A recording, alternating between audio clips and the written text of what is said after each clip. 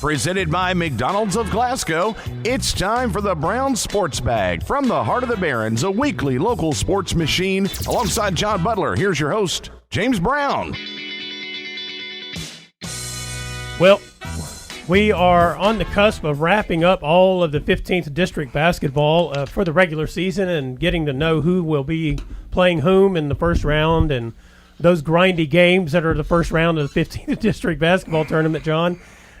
Because tonight is the last game of the regular season and for this district slate, and Glasgow hosts Allen County. And in some ways, it doesn't matter a whole lot because the way it breaks down is if on the girls' side, Glasgow is playing Allen County in the first round of the district no matter what because Barron's undefeated in the district. Monroe hasn't won a game in the district, and the Lady Scotties are 3-2. They beat Allen County once, and then Allen County's 2-3. So they'll be playing each other in the first round, and then Barron and Monroe will be playing each other in the first round. The girls are set. Yeah, the girls are set. The boys do have a little bit of intrigue, if you will, because the Trojans and the Scotties split their regular season game, and so they both have one loss in the district. The Scotties play the Patriots tonight. That's the second game over at Glasgow High School. If the Scotties win, then we'll have to have a coin flip to see who's one and who's two between Barron and Glasgow. If the Scotties were to lose, then they're going to turn around and play Allen in the first round of the district in 2 weeks. That's right. 2 weeks and a day, I guess. Maybe the boys will be on Tuesday. But so basically, it could be set after tonight's game, or we could have the coin flip at some point in time. Yeah, I think tonight's game is nobody will admit it, but publicly. But I would think if you gave all the coaches some truth serum, they would think this is a rather important game because I don't. It's going to come down to if Glasgow wins, then you're right. It will be a coin flip between Barron and Glasgow between who plays Monroe and who plays Allen. Yeah. I think most people would admit that the tougher game will be playing Allen at Allen. Yeah, that would be right. Not that playing Monroe would be easy because Monroe's record is not great, but they've been very competitive. Yeah. In all district games, they've been competitive. They've been competitive with Barron. They've been competitive with Glasgow. They just lost to Glasgow 63-61 last Friday, I believe. So I still think it's harder to play Allen at Allen. I think Allen has a little bit more experience and better and overall. But Monroe has some kids that have really improved. The Rich kid has had a good year. Yeah, Hagen. Yeah, so it won't be easy either way. If I was coaching either Barron or Glasgow, I would be uncomfortable with whoever I play. It's just the nature of things. Yeah. But I think it's probably Allen's home court advantage would make that the most difficult of the two teams. And the thing about Allen is they look like, on paper, with the experience they have back. I mean, they lost two key guards from last year, and they were key. They were. But they did get Shirley back. They still have Owen Stamper. They've got Jax Cooper is playing. And so they've got some guys who have experience. And so on paper, they look better than their record has been. And then when you watch them play, I mean, you talk about the Monroe games with Barron. I mean, actually, Barron and Glasgow have pretty much beaten up on Allen in the meetings this year. I mean, I say beaten up. I mean, they've won the games decisively, even if the score wasn't necessarily decisive.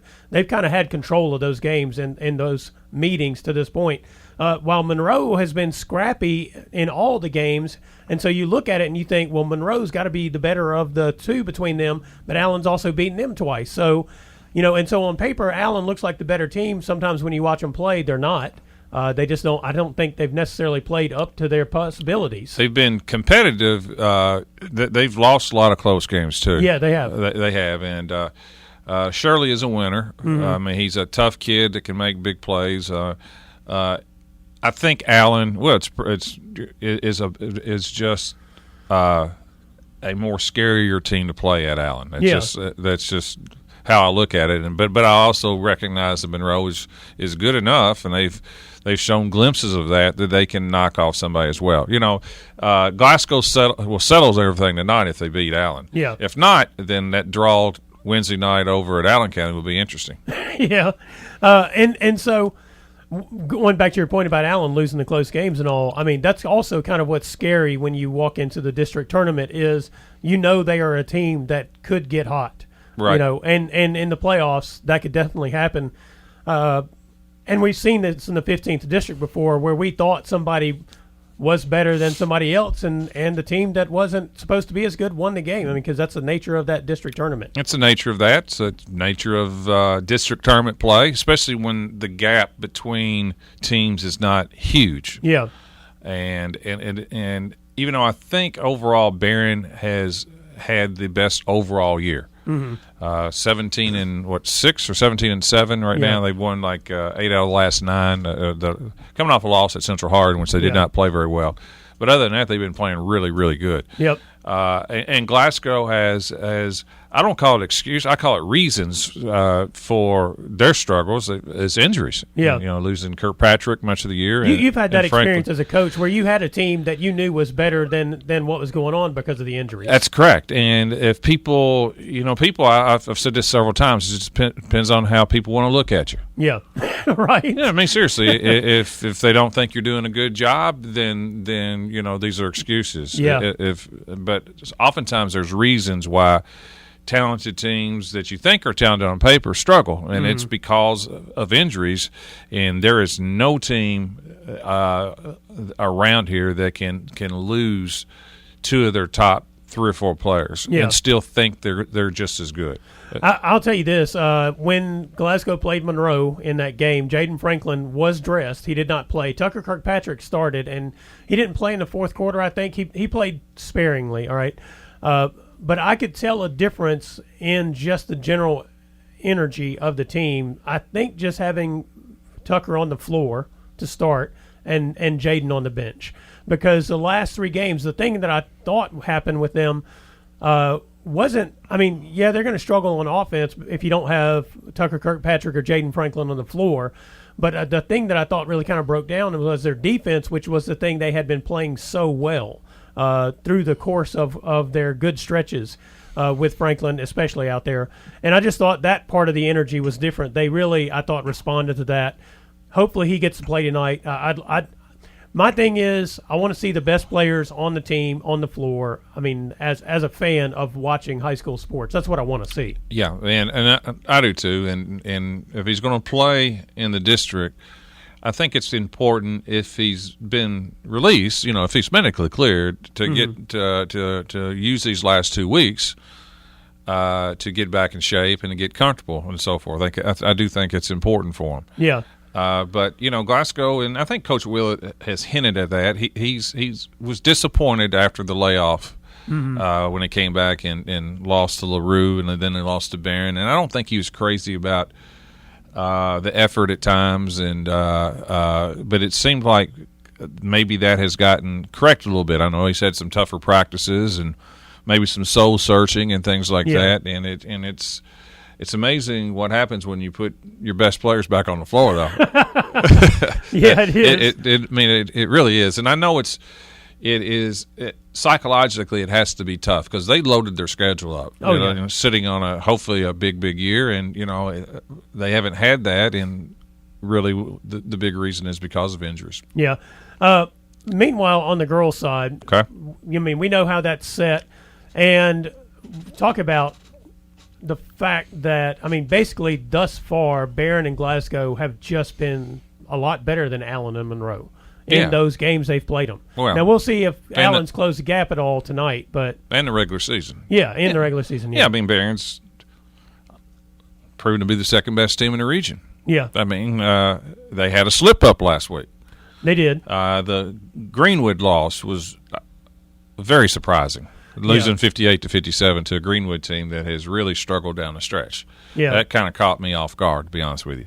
Well, and maybe I would say this to some degree, and we talked about this last week. We've hit that stretch where you can see the end of the light at the end of the tunnel. It does. Upsets can happen. Yeah, and Barron had been struggling in some ways, especially I think half-court offense, half-court defense stuff when they weren't able to get in transition. I agree. Get turnovers. They've had some struggles in some games against teams they should beat, like Hart County, where they had to go to overtime. Warren East, they let those teams come back on them. In this game, they were down. They were trying to come back. And Greenwood's kind of a team that at times this year has looked good and at times this year has not looked good at all. So yeah, they've showed some signs at times. That's right. Yeah. Now, they came back and lost Saturday night to a really good Casey County team. Well, they're a top 20 team. Top 10 at Top one 10. time. Yeah, and only lost 58-53. Yeah.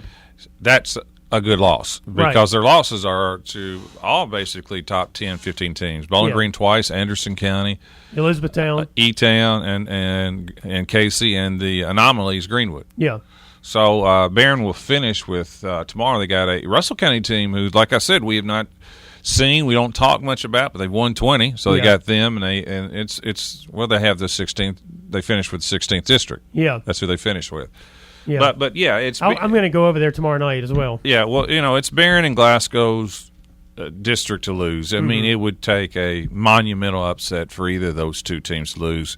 They're really two of the top 4 teams in the region, maybe two of the top 3 teams in the region. I think it's probably those 3. Yeah. It'll be interesting Bowling to see Green, Barron, and Russell Glasgow. County Tuesday night because they struggled last week against Metcalf, who is a team that we know can beat you. They have just not done it as much as probably they expected this year. I agree, but that was a I haven't seen any marquee wins for Russell County per se, but they still won 20.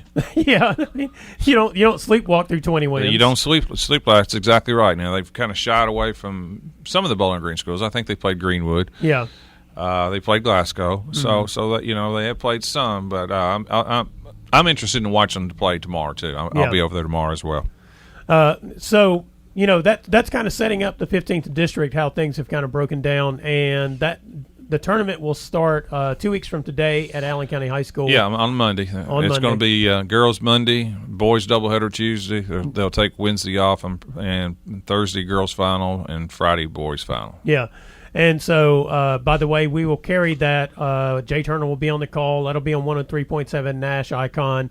We will also stream it on the 104 The Score website, 104thescore.com, so you can listen to it. Even if you can't be near your radio, you can listen to it on your phone. And we'll do what we usually do on that Monday. We'll kind of break down how the district looks, what the teams will have to do to be successful and that kind of stuff. I think this is maybe the first year since we've been doing this, we've not been breaking down Barron versus Glasgow in one of the matchups. Yeah, it's nice to know, to be honest, because it's been a girls' game or a boys' game. Yeah, so mainly a boys' game. Yeah, so I mean that'll be good. We can kind of talk about the teams individually in a little more depth as we get ready for that. But yeah, I'm looking forward to it. And as you mentioned, Barron winds up with the 16th district teams. They play Russell tomorrow, and then Metcalf on Cumberland Friday, and then Metcalf the next Tuesday, and Clinton the Thursday, right? That's right. So, and then Glasgow's got. I wrote this down earlier. They got Allen tonight. Yeah, they got Allen tonight. They play Caverna at the end of the week. Metcalf. I think they have Metcalf tomorrow. Yeah, they play at Metcalf tomorrow. Mm-hmm. And they end with Franklin. I do know that. That's right. And those games will be on February 20th. Will be the Thursday night. They are nice enough to go ahead and get them out of the way on Thursday. I guess kind of get rest up for the district and work on things in practice and that kind of stuff. Yeah, the thing is these last 2 weeks are tricky. Sometimes you will see upsets. But you want to get you want to stay injury free. That's a right. That's the biggest fear that you have. Yeah. At the same sense, you want to be sharp. You also want to be well rested. It's a fine line on these last couple weeks. It's a juggling act, is what it is. Number one is to stay healthy. Yeah. However, you can do that. It's not like you can put them in a bandage and not let them play. So they're going.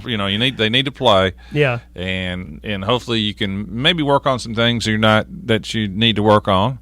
Do you lengthen your rotation a little bit during these last couple of weeks, like get some younger folks in or bench players in a little more just to work on the rest side of stuff? Not necessarily. I didn't. No. Yeah. I mean, by this time, you're playing the ones that you play. Yeah. And you're locking down your rotations. Yeah.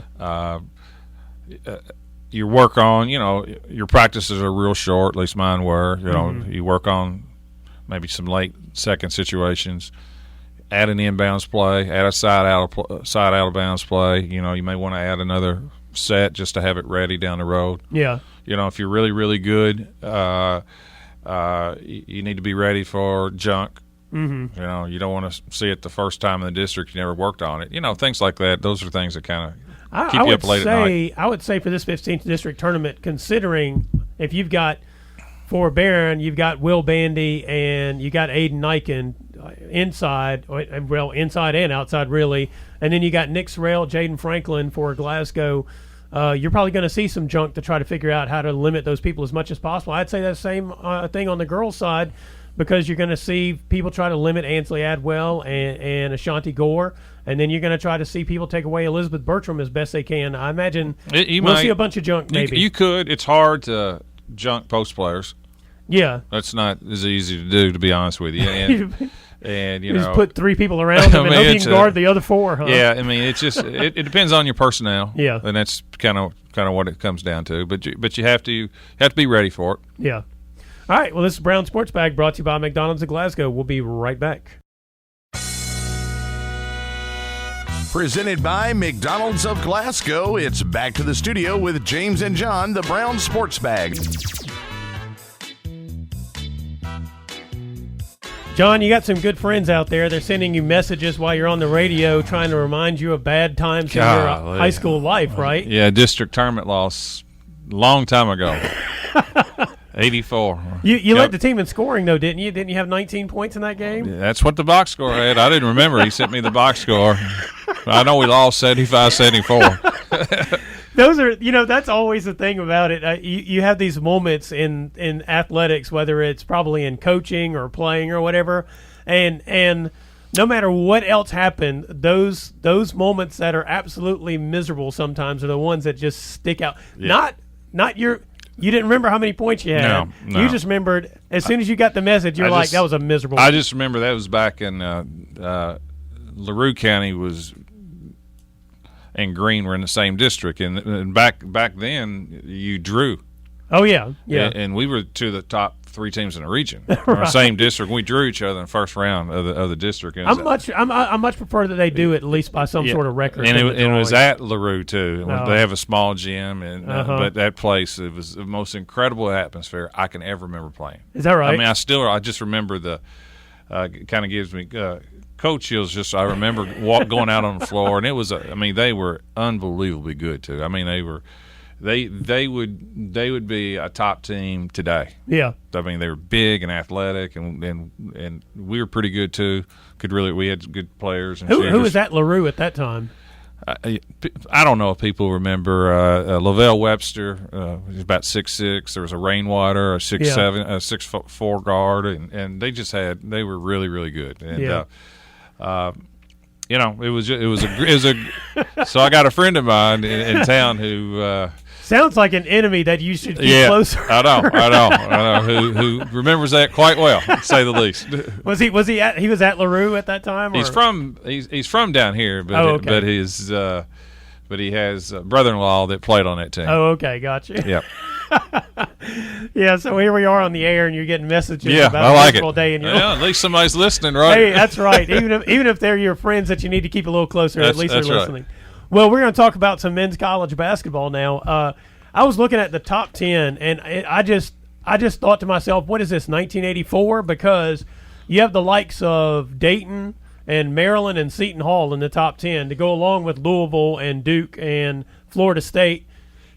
And I was like, what an odd top 10. I mean, we kind of talked about this a little bit last week. I mean, it is a kind of an odd college basketball season in so many ways, and this top 10 just bears it out. I mean, Baylor's number 1. They're 21-1. Gonzaga's number 2, 25-1. Kansas is like the only blue blood, as you would say, in the top 5. Louisville's been good, now, but they don't now. usually fall into the blue blood category. Whoa, now. Wait a minute now. No, they don't. Yes, they are. Louisville's a top 10 program. They are at the moment. No, they've been a top 10. I mean, they've been a top 10 for years. But does anybody really believe that? I mean, if you believe that Baylor, Gonzaga, or San Diego State or Dayton can win it, then Yeah, then this doesn't feel like you can probably make some money off that. But I don't think I'd be. Now I do like Dayton. Yeah. Do I think they can win it? Probably not. But I don't know who I do think will win it.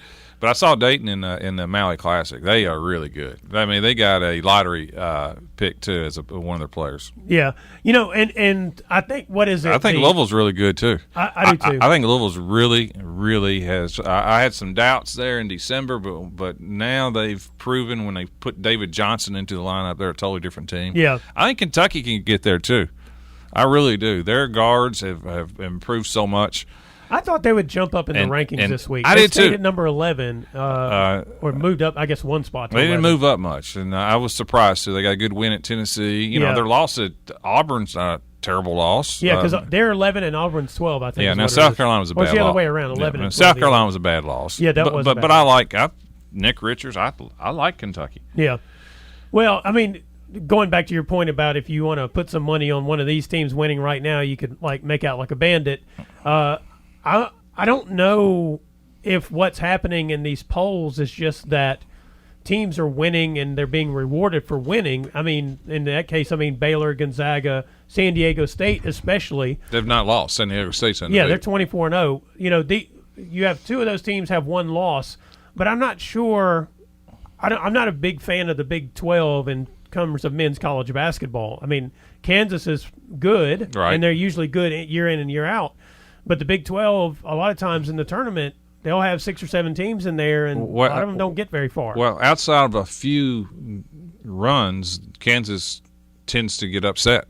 True. They get upset more than they make these runs. Yeah. It seems like to me.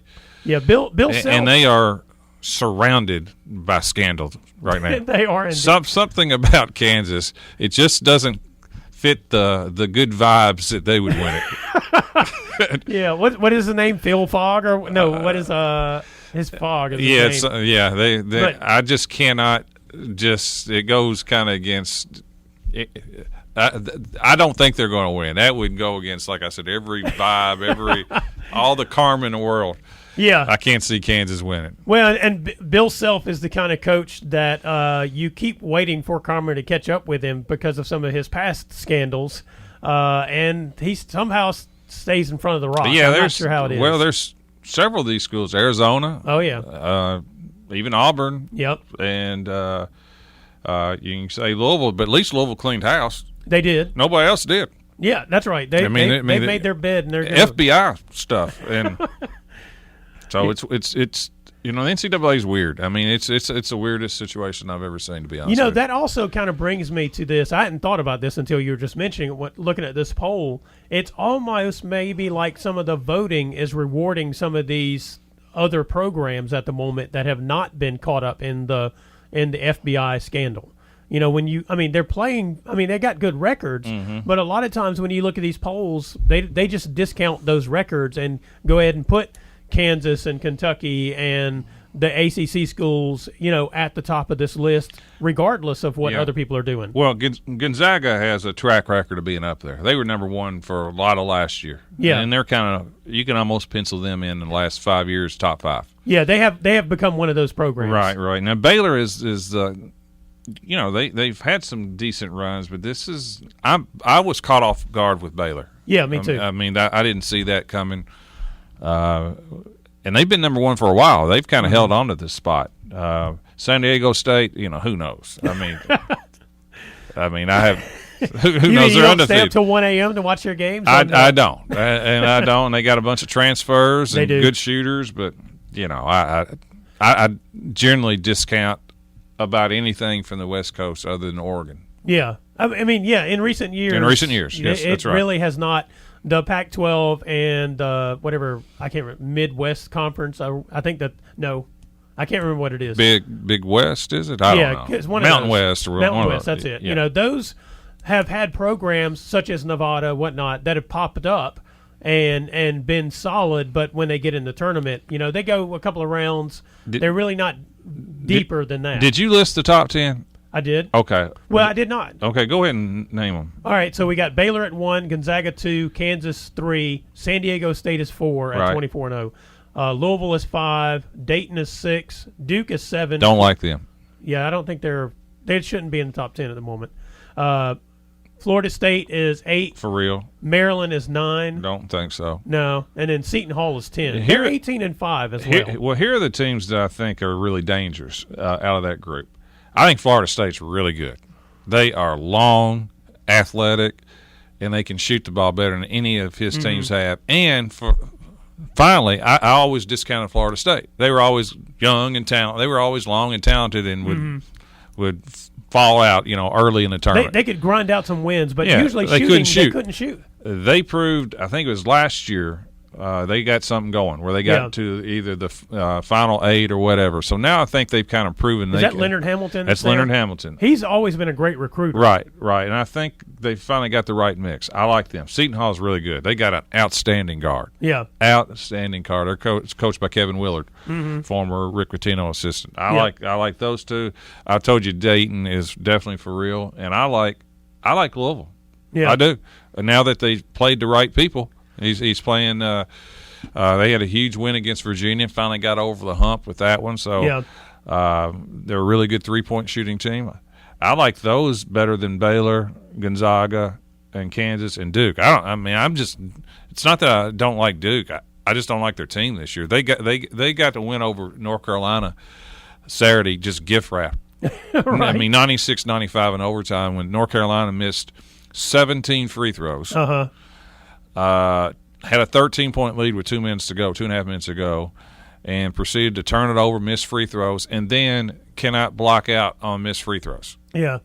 You want to talk about two programs this year that are – think about this precipitous fall this year. Michigan State opened the year at number 1. Right. They are out of the top 25 after they lost to Michigan. So is Michigan. Yeah, so is Michigan. North Carolina's out of the top 25. We've seen some of these programs that are – you pencil them in every year – they are having rough years. Yeah, North Carolina in particular. Now, they had a big injury. They're playing better now. They lost Cole Anthony for about, 8 or 9 games. He's by far their best player. But, they're not as good. So it's kind of refreshing to see some different teams. Yeah. It really is. I think it's more open this year. I think you could probably say there's 20 teams that have a chance. Yeah. In the past, where you could probably narrow it down to 8 or 10. It'll be curious to see what happens when they do the brackets for the tournament, because a lot of times what happens is you have teams that will have a good regular season. They'll give them a 2, 3, 4 seed. They're not really that good because they've not really played that kind of schedule. That's why it's important to get in the tournament this year. Yeah. Seriously. Just get in the 68, and it seems like you have a more realistic chance. Yep. Just get in, Western's playing well. Yep. Just get in the tournament if they can somehow. Yeah, they won their game on Saturday, so they get to go to the bonus schedule, so where they break it up and it's the top 8, I guess. It's hard for me to figure it out. It's I don't like it at all. Yeah. I don't like it for this reason. I don't like it from a perspective of I think it's the top 4 teams, isn't it? Yeah, it is, and then they put them in a little pod. And they play each other again. Yeah, and they play each other again. Supposedly for their RPI. Yeah. I don't think it's – well, and it hurt WKU last year when they did this, because they lost a game that they shouldn't have lost, and that kind of ruined it for them, right. I think it also maybe kind of damages the opportunity for Conference USA to find a way to get that second team into the tournament where you have maybe the best team during the season, they lose in that final. And they thought it would help. Yeah, and it does not look like it is at all. No, we'll see if that experiment continues because it doesn't seem to be working.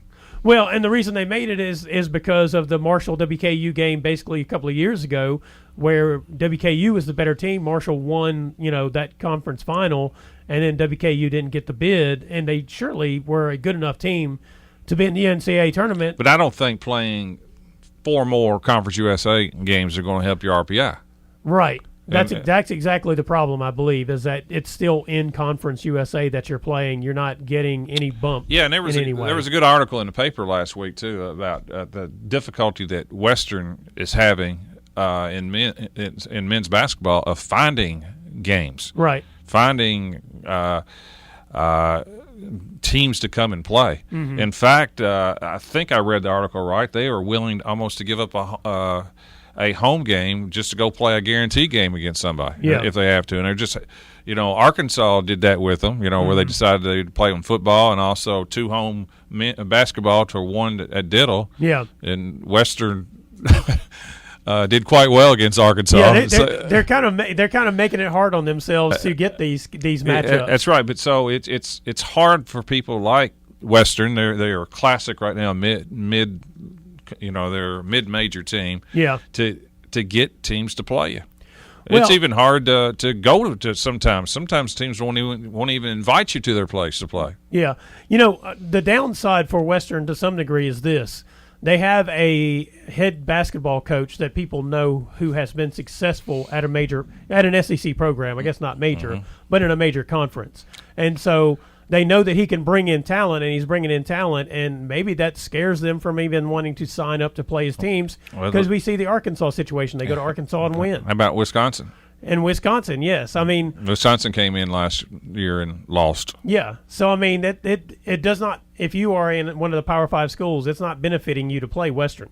It's only a benefit to Western, win or lose, because either you're getting paid or you're getting a good mark on your schedule. It is a dilemma. It is a dilemma. I don't know how you solve it either, but it's up to that's why Todd Stewart and those guys get paid the big bucks, is to figure that stuff out. Well, I think they're struggling with it. In fact, part of the article was they have tried everything they can to get Murray to play. Yeah. You think Murray would be it's an old OVC rival. Uh-huh. Good RPIs, and they have not had they cannot get Murray on the schedule, according to the article. And they've offered them a guaranteed football game to come in here, too. They would play them in football as well. That's right. And so far, Murray, no, the only team that logically makes sense for Western other than Murray would be Belmont, and they have played Belmont, and that series continues. Yeah. But you would think Western Murray, that's an easy.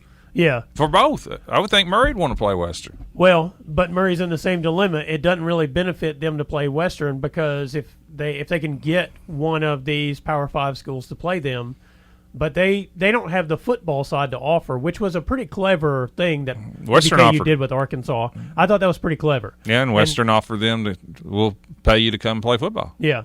So I don't know. I don't know exactly how they're going to figure it out, but it's an interesting dilemma. By the way, hopefully they can win out the tournament this year, the CUSA tournament, so that they can get in the NCAA tournament. I'd like to see them get in there. They are unbelievably good at home right now. Yeah, they are. And on the road, that's where they struggled, but, that's where depth matters. Mm-hmm. That's where it's, those trips matter, and it's sometimes officiating is a little bit different on the road, and both the men and women Western make they have the Texas group. The women have Texas El Paso, and the women, by the way, have won, I think, 8 in a row, maybe 9 in a row. They got Texas El Paso on Thursday and Texas San Antonio Saturday. The guys make that trip to Texas. Yeah. This will be a telling trip for them, because I think this is the last one before that pod thing starts, before they start the bonus schedule or whatever they call it. Well, this is Brown Sports Bag, brought to you by McDonald's of Glasgow. We'll be right back. Presented by McDonald's of Glasgow, it's back to the studio with James and John, the Brown Sports Bag. John, there are actually other sports that go on during these cold, dreary months of the winter, today being a dreary day for us. When will it stop raining, John? Can you tell us? Well, I think it's going to stop at about 2 o'clock in the morning. Oh, okay, great. That's my that'll be forecast. Get you signed up as a weatherman. Anyway, so we had some other sports going on in the area. Some regional, state level stuff, all right? So we had the state bowling championships over the weekend, and a couple from Barron County. Caden Hargis and Quentin McKenzie, they were state runners-up in the unified division. Congratulations. Good for them. Yep. And then a whole lot of Region 2 swimming up in Owensboro over the weekend. Barron and Glasgow were both in that. And I think Barron has had a bunch of swimmers this year. They put a bunch of people in the pool this year and done pretty well overall in this area. And then so in the 400 relay, their Barron County girls were 6th in that in the region, and that was Hannah Doyle, Elaine Ross, Macy Garrett, and Julia Kinsman. And then that same group removed Ross and add Abigail Harbison with 6 in the medley relay. And then in the boys 20 free relay, they were 7th in the region. That was Grant Branham, Lucas Romine, Austin Sewell, and Will Fant. That same 4 also finished 7th in the boys medley. And then Hannah Doyle, she was 8th in the 100 fly and broke the school record in that. And then Julia Kinsman had the best overall individual performance. She was 4th in the breaststroke. I think she was in contention to make it to state. I did not see whether or not she actually made that cut. I think it's kind of like track where they'll take a certain group and then they have times across the state. Qualifying times. Yeah, they have qualifying times. And then if you meet one of those, if you meet that threshold of that number within that time, then you get to qualify for state. So I didn't see whether or not she made it. And then for Glasgow, Abby Lee was 5th in the 500 freestyle and the 100 freestyle. And then she was on a 200 relay team, that freestyle relay team that finished 8th. I didn't get the names of the other 3 people. I hate that.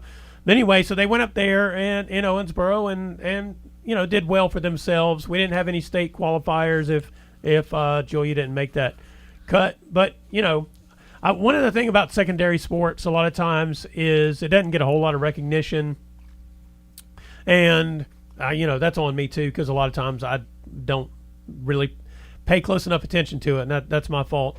But we have a lot of kids going out there, and they're trying hard, and in a lot of them, they don't play other sports, so they may play something. They may do the swimming or bowling or tennis or whatever. Well, both bowling and swimming are sports that you can do the rest of your life. Exactly. Yeah. I mean, they are kind of.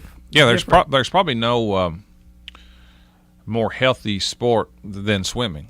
Yeah. I mean, it's one of those sports. Not to be honest with, and to be perfectly honest with you, my favorite Olympic sport to watch is swimming. Is that right? I love that level of athletic performance. I'm big. Of course, it doesn't hurt that our country's good at it. True. Yes, we've had some really good swimmers. Yeah, and I like the relays. Yeah, and the dedication. At that level. The amount of work that you put into it. We were when I played baseball at Louisville. We had study hall, and we're really good friends with the swim team. Yeah, and it's a lot of hours put into the pool.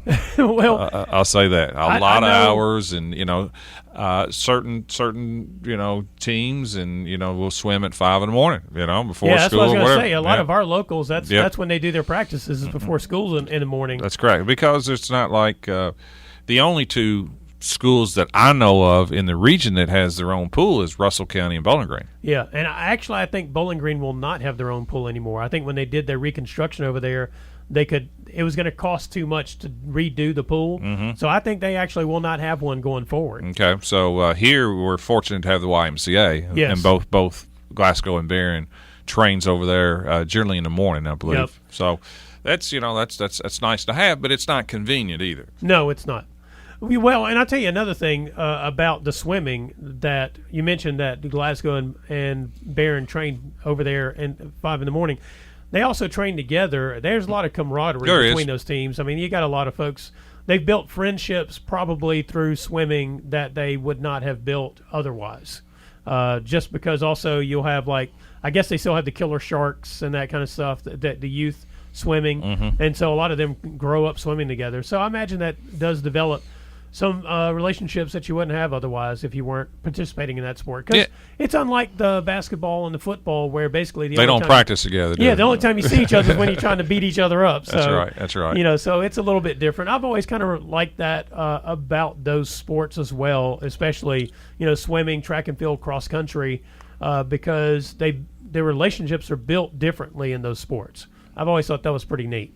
There's and it may be too is the fan interest isn't as intense either. Yeah, right. You don't have people that come to swimming and bowling matches and cheer against you openly. They may be secretly cheering against you, but they're not booing you as you're getting ready to bowl or screaming, cuss words at you as you're trying to dive or swim, Right. which is the accepted part of basketball, baseball, and football, right? Yeah, that's right. I mean, and there's no real referees to scream at. No, that's right. So yeah, it is a more gentile, civilized, and maybe the other sports should take that into consideration. But I think it's more the fan deal that creates more of the rivalry than sometimes the players. Yeah, I would definitely say that's the case. I mean, we had this discussion, when we were talking about the two student sections coming together for the Kobe Bryant night over at Marion County, and the other times they've done this, whenever Spencer Bradley had cancer and they had a all in for spin kind of night. And so a lot of times the students around here should be the ones leading the rest of us to and how we should react to one another. Be more appreciative and less tribal, right? Yes, that'd be great. There was. I'm trying to remember. One time, there was a school, a college. And I can't. I've kind of gone blank. That when I was growing up, I noticed would actually clap when the opposing team was introduced. Is that right? Yeah, I mean, rather than boo or turn your back or read the paper, some of the corny things that they do now, they actually, clap. Yeah. Which was kind of refreshing, to be honest with you. Yeah, it would be nice. It would be nice. Yeah. And that also, would help with some of the shortages we have in officials. No question about it. If the fans were a little nicer to them. One of the things I did think about, though, whenever sometimes I laugh at this. You mentioned some of the corny things that they do. Sometimes they do come up with amusing ways to diss the competition that are not rude or crude. I mean, they're just or demeaning. Yeah, I don't mind that as long as it's not demeaning. I hate when people are just, putting people down for whatever reason when they couldn't do what they're, right. Yeah. People like myself who comment on other people's athletic abilities, and I have none. Yeah. But that's the difficulty of basketball because you're exposed. Yeah, that's right. You are exposed. You can't hide behind a helmet. Not that football is easy to play, but you're a little bit. Yeah. You can't see people's facial expressions, things like that. Basketball people are right on top of you. Yeah. And in our state, most people think they know basketball. Yeah. Right? So they're even more critical. That is one of the best things in Kentucky is everybody's a basketball player, even those who never played. That's correct. And, in fairness to bowlers and swimmers, they don't necessarily face that same criticism either. Yeah, some people can't swim. Yeah, that's right. Well, this is Brown Sports Bag brought to you by McDonald's of Glasgow. We'll be right back. Presented by McDonald's of Glasgow, it's back to the studio with James and John, the Brown Sports Bag. Well, John, the only quarterback for the San Diego Chargers for how many years? About 17. Yeah. He's 38. Phillip Rivers is going to be a free agent, and some folks think he's going to go to Miami. He's already moved to Florida. That's right. He moved his brood. He's got nine children, I believe. Yeah, that's right. They moved to Florida. Yeah, and so he's going to be a free agent. This did not register with me, but he has played in 236 consecutive games. He played through an ACL. Yes. I mean, got it torn on the week 16 and then played in week 17. Yeah, tough guy. Yeah, I mean, he's basically been their only quarterback for, like you said, 17 years, which is just amazing. Because I guess that's also why he's been good enough for the Chargers that every year you enter the season thinking this is the year the Chargers are going to go all the way. Yeah. And they just never have in those 17 years. Yeah, I mean, I don't know if it's his fault. I mean, he's really good. Not necessarily. Yeah, not necessarily. I'm sure there's times he could have played better, but yeah, he's been an extremely good quarterback. Yep. And then I read a thing where Robert Kraft has suggested that Tom Brady go ahead and test out free agency. Yeah, right. Well, it felt like the kind of thing that he was saying just because his chances of leaving is about as much as San Diego State winning the NCAA tournament. 5%. So if you want to win big, but you really don't want to lose big, then put a little bit on those two options, right? That's right. So I mean I guess that would be interesting. Here's the thing about Tom Brady with the Patriots. Now, do I think Bill Belichick wouldn't? I don't think he would mind that he left. Right. And then, go get a more mobile, an Andy Dalton or somebody like that. Yeah. I think that would be a challenge to Belichick. I think Belichick will take him back, obviously. Yeah. But I don't think he would lose any tears. Do you think that the Patriots, though, have finished their run? I mean, do you think that was it? No. They're done? No, they just won it last year. 18. Yeah, but I mean, they only scored 13 points against the Titans. They won 11 games this year. But 12, they only scored 12 and 13 points against the Titans. Yeah, I mean, it was due to. I think it was more of the weapons that were gone. Absolutely. I mean, if you look at the year, they started Gronk. with Josh Gordon. Mm-hmm. They thought they were going to have. They tried to pick up Antonio Brown. Didn't have Gronkowski. He retired. They Lost their kicker. Lost their kicker. They had a couple of other injuries on the offensive side. Yep. That pretty good rebuilding year. Yeah. Yeah, you're right. It was as a rebuilding year. It was a pretty good one. That's the question though. Was it a rebuilding year or was it they finally just ran out of the ability to rebuild? I don't think so. I think there are a couple of weapons away on offense. Yeah.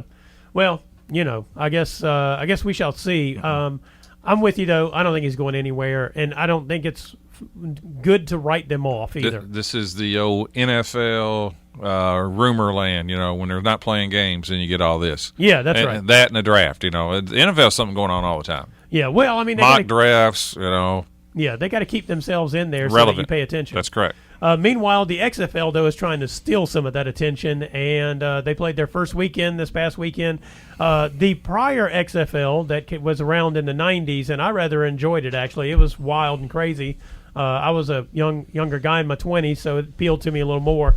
Had the most – WKU has the most famous XFL player of all time in Rod Smart. He hate me. Mm-hmm. When I first came to Glasgow and somebody was telling me where WKU was, they referenced WKU by way of telling me about that Rod Smart had played football there. And I was like, oh, that's great. Yeah, had it on the back of his jersey. Yeah. And then they would ask him, why? What does it mean, he hate me? And he'd like go, he hate me, and he hate me, pointing around. It was hilarious. But this one, not quite as flamboyant on that side. No, it was very similar to just regular football. Yeah. I watched some of it. I can't tell you the teams. I don't even know who won.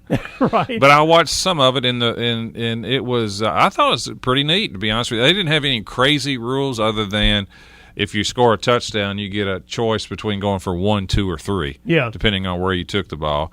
But I thought the replays, I really liked that. They went directly in the booth with the official, with the actual replay official having a microphone, so you heard exactly what they're saying. I thought that was really good. That is a good idea because that does deal with some of the issues that we have with replay in the NFL, where it's like, what is the discussion about? That's right. And they had the quarterback mic'd up the whole time. You could hear all their calls and things like that. I thought there were some things that were pretty cool about it, to be honest with you, that I liked it, and especially I liked the replay.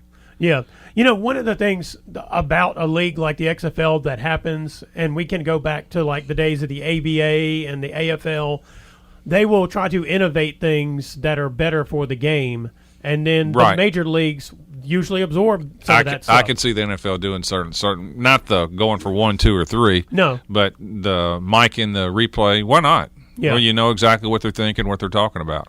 Yeah, I mean, because you can't defeat the conspiracy theorist. All you can do is provide as much information as possible to try to at least cut down on the rational people. That's right. From joining the conspiracy theorists. That's right. Transparency. You mentioned earlier, we were talking about women's basketball earlier. Paul Sandiford was up to be in the Basketball Hall of Fame. Second straight year. Yeah. For the second straight year. I don't know. I think the announcement is tonight. I don't know. It's coming up real shortly, so we'll know. He deserves it. He does indeed. He put WKU women's basketball on a map, and they were one of the powerhouse programs in the 80s and early 90s when he was there. 2 Final Fours. Yep.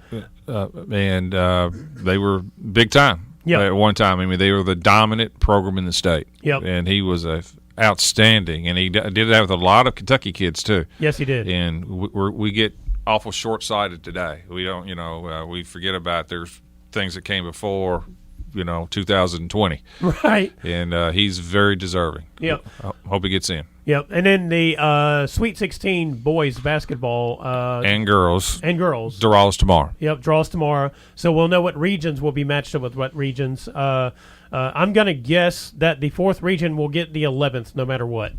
It's happened. It happens like a occasionally. lot, doesn't it? Yeah, it didn't happen last year. No, that's true. It did not. What was it, the 16th last year? No, 15th. 15. Got a good draw. Yep. So we'll see how that turns out, and good luck to all our teams going forward this week. This has been the Brown Sports Bag, brought to you by McDonald's of Glasgow. We'll be back next week. Thanks for listening, and be sure and join James and John once again next Monday at 4 for the Brown Sports Bag, a local weekly sports machine presented by McDonald's of Glasgow.